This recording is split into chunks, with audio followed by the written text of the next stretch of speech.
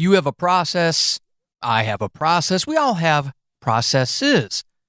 So let's talk about mine in this episode of Horrible Writing. That will never work. You can't put yourself. Seriously? Don't. Oh my God, that's another thing to do. That's bad. You probably should find other hobbies. You ever learn how to spell? Stop. Be happy. Well, you don't bother. I've seen better people. Do you really want to do and grow? My third grade. Get up.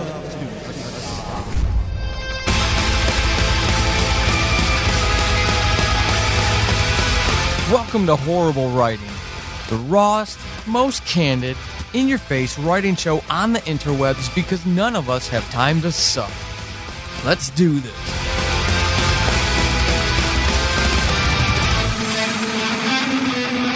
Hey everybody, Paul Sading, your host of Horrible Writing. I hope this finds you well. So, as we approach the middle of January, or as we reach the middle of January, I've often had questions about how I can produce as much as I have and as much as I can. And in the Horrible Writing Facebook group, if you're not there, come join us, Horrible Writing, Writing Support Group. I've had a Monday event where we talk about our weekly goals. The purpose of that event is to encourage and inspire and keep people accountable to themselves. It's a behavior that works if you're concerned about accountability and you know you need it, and don't we all? But in the process of doing that, it came to my attention that it can be discouraging for me to share what my weekly measures are, because what I do in a week is what some people do in a year. Oh, and that's hyperbolic, but in a month, let's say. So I talked to a wonderful writer, Nicole Rain, by the way, paranormal romance writer. You'll be hearing from her soon. But she encouraged me to talk about my process in an episode because she thought it would help others. So, and I think that's fair, because I should not be a guide stick for anyone but myself. No one should. No one should be your guide stick. Now, if you use people's output or production or whatever to inspire and motivate you, great. Do it. But don't ever let that sway the balance into discouragement. So in this episode, I'm just going to walk through my process real quick so that you, if you're even interested, maybe can steal an idea or two. And if nothing else, if you're interested, you can put into context what I'm able to put out versus what maybe you are.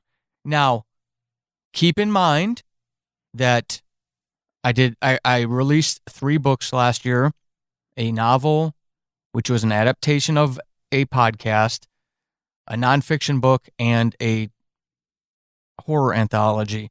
In addition to that, I'm trying to count in my head, 3 audio dramas, all of which were, well, 2 of the 3 were book-length scripts, long novellas, very, very short novel.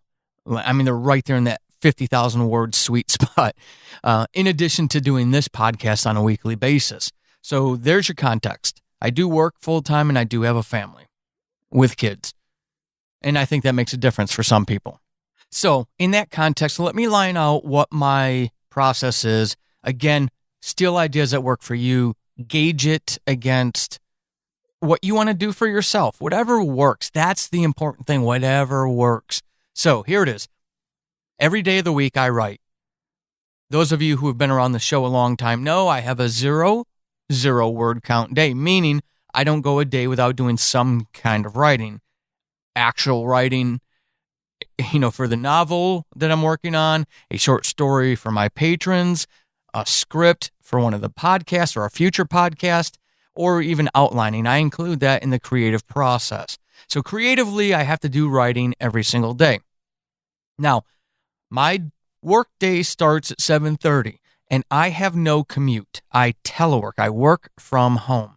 It's one of the greatest things that has ever happened to me. So if you don't have that luxury, and it is a luxury, also keep that in mind, because I don't have to worry about getting dressed on time, getting the car warmed up, getting on the highway before traffic bogs down. All of those things are not a concern to me at all.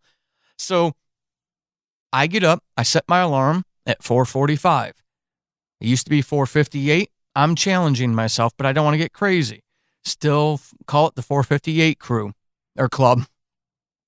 I've got one of those natural alarm clocks. If you don't have one, invest in one. I've only had it since Christmas. It's absolutely amazing. It will, so it's shaped almost like an egg that's sliced lengthways in half. And white light, red light, blue light, violet. But I've set it to white light, and at 4:26, the white light comes on slowly. So it starts brightening the room. And then at 4:45, I've got it set to natural soundscape, where they obviously recorded out in a field somewhere or in a forest, wind blowing through trees or tall grass. You hear birds in the background. And I'll tell you what, by the time that clock portion goes off, I'm much more awake. So I'm ready to go when I get downstairs. I get my coffee and I sit at the computer. Now, as I'm still a little groggy, I've got all my things open, obviously. And before I start writing, I go over to Amazon and I enter in the sales ranks for my books, and I update my spreadsheet. Gives me a chance to get my brain awoken. And sometimes it encourages me. Sometimes it discourages me, like i.e. recently. I'm going to do an episode about post-holiday lessons learned. And then I start writing, and I write until I have to get to work. Again, because I have that luxury. So I write from roughly 5 o'clock every morning till about 7:15, 2 hours and 15 minutes. I do walk around, stretch, and take a break. Especially with the ruptured Achilles, I'm static in my chair, but I'm at the 8th week, so I can start standing this weekend by the time you actually hear this episode. When I stand, I can write a lot more. I use dictation at that part. So that's another part of the process, typing versus dictation. I will type when I'm off location, when I'm not at home. When I'm at home, I close the door, I turn on YouTube, put the headset on, I find some ambient stuff. If I'm writing horror, I put on some dark drones or stuff like that. If I'm working on fantasy, I'll go look up some Celtic music and just let that play. And I just plug and keep going. I try to stay off social media, which is why those of you in the group rarely see me post in the morning. And if I do, obviously Monday and Fridays, I quickly disappear after posting because I'm back to writing. And I do that every single workday. Weekends, I just get up naturally at a natural time and do it. And I don't necessarily work as hard in the weekends as I do during the week, because there's got to be a balance with life. And again, there are days when I will write 50 words, and I'm okay with that because I wrote, so boom, behavior checked, and I got it accomplished. And that's what I'll do. I don't edit at night usually. I don't really do anything at night. Throughout the day, I might do a little editing, but right now I'm trying to figure out Amazon ads. Once I get that mastered and finish the class, then I'm going to move on to newsletter ads and things like that. Learn as I go.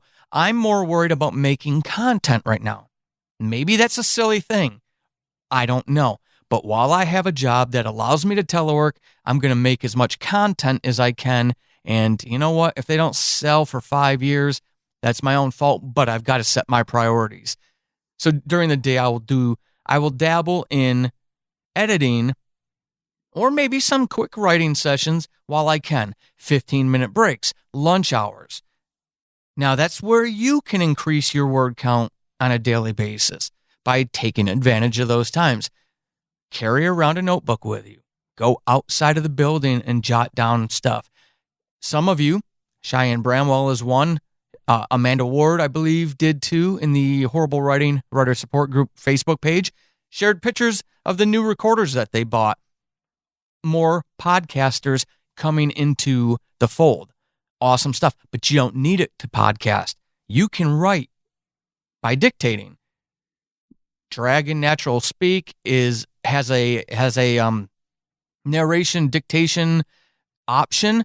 So you literally can take that file that you recorded on your 1 hour lunch. You got like 40 minutes of dictation done, and you can open a Word document, open Dragon, do that dictation, transcription. Sorry, I was using the wrong word. And it will put it all into that Word document, and you can, move it over to whatever you need. Tons of word counts you can get done. And for all of those of you who are telling me you can't dictate, yes, you can. It just takes practice. Don't tell me why you can't do something. Tell me how you can, right? If we want to reach our writing goals, we need to flip the paradigm and get the right mindset. How can we? No more why we can't. How can we? So that's one way to do it. So that's my daily process. Like I said, morning, heavy writing, dabble in editing whenever I get a break. At night, I usually don't do anything. I spend time with the family, or I watch comedies or something to give me brain dead time. I've recently taken up whittling. And I've got a number of things in the works all at once. That's the next step of the process I wanted to talk about. I don't have just one thing on the plate. I can't, because of the way I built stuff. I don't necessarily recommend that. But I'm producing this show, obviously. We're getting ready to produce the stories we tell. Make sure you go subscribe today. It's going to be a lot of fun with everybody in the Horrible Writing Writer Support Group contributing to that in our monthly contests. And then Diary of a Madman. I'm producing that. I've also got another audio drama, which will be the only audio drama I've written that will come out in 2019. Subject Found Season 3 probably won't because of a funding issue.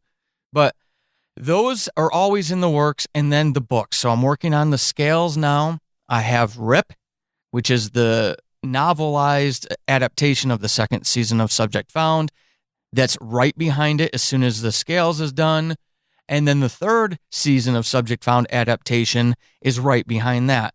My thinking, again, like I told you in the New Year episode, was if I can get at least those 3 books out, I can walk away. If I decide, I can walk away from Subject Found with peace of mind, knowing I told the stories that I had promised, even if one of them never makes it to audio drama form. In the middle of that, I also have short stories. So each month on my Patreon, patreon.com/Paul Sading, if you want to help out, I give my patrons short stories to include an audio drama that's exclusive to them. I'm writing another audio drama, a fantasy, medieval high fantasy type stuff that will be exclusive to them. So they'll get 2, and then a short story of various length. It used to be a dedicated 2 stories a month, but I've changed that because of the exclusivity of the audio dramas. There's just way too much labor that goes into those. And I still want to do the other stories because it keeps me fresh. And that's why I have that. So all of these things are moving, but I'm able to keep them in line. Scales, the Scales, and the Scales. It is the thing I always work on, unless I have to knock out a script real quick or a short story. But because I use dictation, again, I can do those very quickly. One example is You audio drama. It's a choose your own adventure audio drama. This past week, I wrote and edited the entire episode in one morning. 1,500 words, something like that. So short form, but I could get it done. And I work on the editing of those things during the day, like I said. I'm already working with my editor, so I'm primed to hand off the Scales to her as soon as it's done, as soon as it's ready. So target of middle of February, I'll be doing that. So once I hand that off, I'll be pulling Rip in and starting the editing in that. And once I need to get through the editing in Rip by the time the editor hands the Scales back to me. So then I get the Scales back from the editor. I get Rip edited at least one time, maybe a couple of times, maybe ready for beta readers. and then obviously keep that cycle going for all of them. Here's the thing, folks. I share that process with you because most of my free time is taken up with a craft, and I have a lot more flexibility than a lot of people do. There are people who work jobs in a factory or a restaurant or whatever it may be, and they can't pull out a recorder and dictate. They can't pull out a notebook and just say, hey, I'm going to get you your meal when I'm done writing this cool idea down. I get that. I've been there, which is why I'm not screwing around at this point in my life, because I have that flexibility. It may require more sacrifice for you than it does from me. If I could turn back time, those of you in your 20s, I would, at this point in my 40s, enjoy those video games, enjoy going out, definitely, but balance it more. I wanted to be a writer then, but I was so caught up in just being worn out from work and playing video games for 6 hours in a night that I rationalized it, and I regret it to this day, which is one of the reasons why I'm pushing myself so hard. And I don't want to see that for those of you who don't want that for yourselves. That's something I'm going to talk about in future episodes. So when you see how much I'm putting out, and those of you who know how many podcasts I have, please keep that in context, okay? Full-time job, family, but the kids are gone. My youngest just went to college this year. She just left. So empty nesters. My wife is very active in dance communities. So I go with her and support her sometimes. And sometimes I'm like, hey, I've got 3 hours of quiet in the house. And those 3 hours are spent either screwing off playing Witcher 3. Absolutely love Witcher 3. Or producing some audio, usually because my brain is exhausted by then. So it's about what you're afforded to do. Don't compare yourself to me or anyone else. Compare it to you, but be honest with yourself. You know if you're being lazy about your writing. You say it's a priority, but when you look at your behaviors, write them down for a week at a time, a month at a time, and you go back and you look, did you make writing the priority? And it's okay if you didn't. Don't beat yourself up. But at least be honest with yourself. That's the key. All right. I'm going to call it an episode here. I want to talk about the holiday Amazon ads impact in another episode. So I'm just going to tease that with you. And I do also have Chris Banks coming up from Pro Writing Aid. We talked about work-life balance. Seems kind of timely, doesn't it? Even though I did this before the holidays. So those episodes are coming up. Until you hear from me again, keep being epic.